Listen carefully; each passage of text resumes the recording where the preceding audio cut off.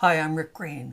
I want to talk about the most popular ADHD medication in the world, and I got to warn you, this is a hot button topic. Now, almost everyone who has attention deficit hyperactivity disorder has at least tried this substance. Many of us become dependent on it. It usually starts in high school and continues for life. I was probably on it by like third grade, and I kept taking it in ever increasing doses because it's a slippery slope. The name for it is 1,3,7-trimethylpurine 2,6-dione. Now, most folks start with one dose in the morning until that isn't enough of a kick, and then they get a second dose. They up it to a third. I was taking it 5 or 6 times a day just to be able to function. Now, it's easy to get it if you can find a good supplier, but they're on almost every corner. But the habit can become expensive, anything, from a couple of bucks to $6 or $8 or $10 for a hit of Primo Colombian.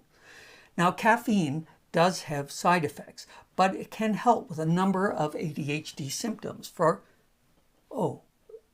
Caffeine. What did you think I was talking about? Caffeine, technically called 1,3,7-trimethylpurine 2,6-dione, or is it dione? I don't know. Where was I? Hang on.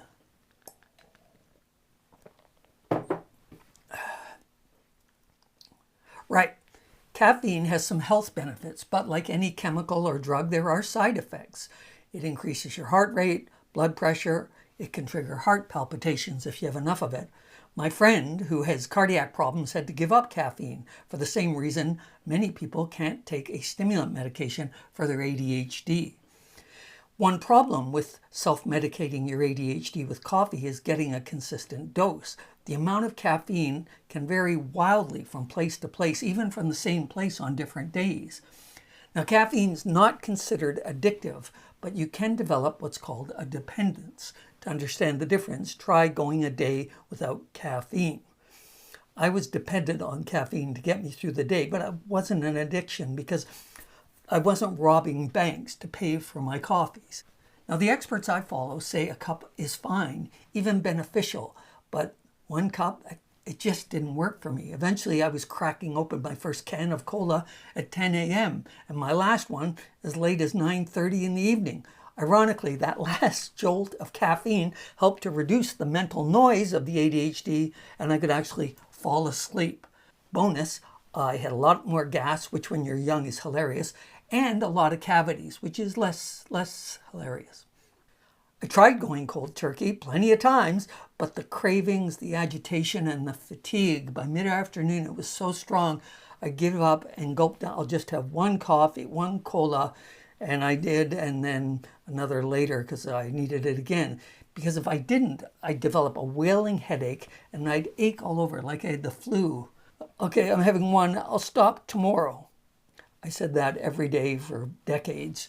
Finally, I got fed up with something having that kind of hold over me. It was an affront to my independent spirit, if you know what I mean. Best summarized by the phrase, "You're not the boss of me."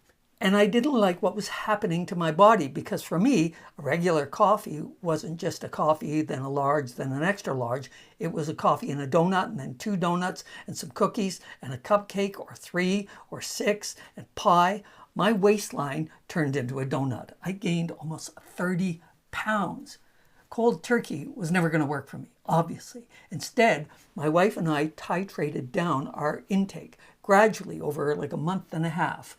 Instead of our usual 6 scoops of coffee, I used 5 of coffee and 1 scoop of a coffee substitute like Bambu, CafLib, Teecino, Inka. There's a whole bunch of them. Then in week 2, 4 scoops of coffee, 2 of the fake coffee. Then 3 and 3, 2 and 4, 1 and 5, and voila. Eventually, there was no real coffee, no caffeine at all. And I didn't really notice the difference because it was so gradual. Maybe I was a little more tired. Of course, I have ADHD, so I may not have noticed anything. Today, 6, 7 years on, the only thing I miss is the aroma of fresh brewed coffee. So what I do is I walk into coffee shops and I inhale deeply for 30 seconds. And after 30 seconds, the craving passes and I'm on my way. Before I close, I want to just give you one final thought, and that's energy drinks.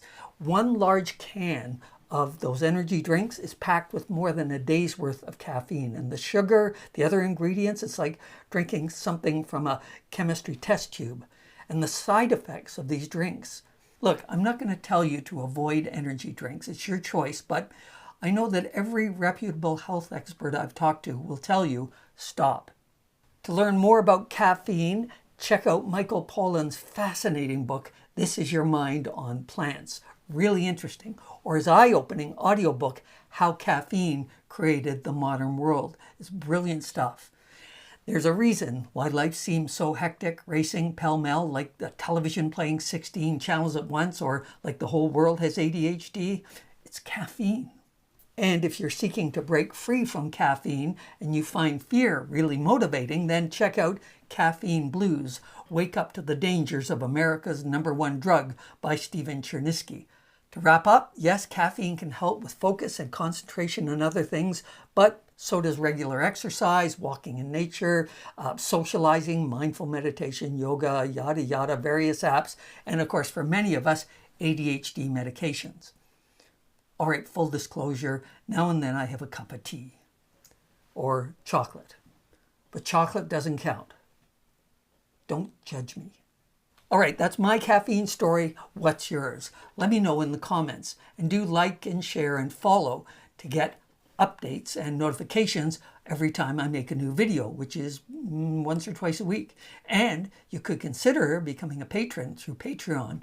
You'll enjoy special previews, exclusive videos. You'll join a wonderfully supportive community, and a helpful community at that, and you'll allow me to continue making more videos. Cheers. Not the same, but pretty darn close.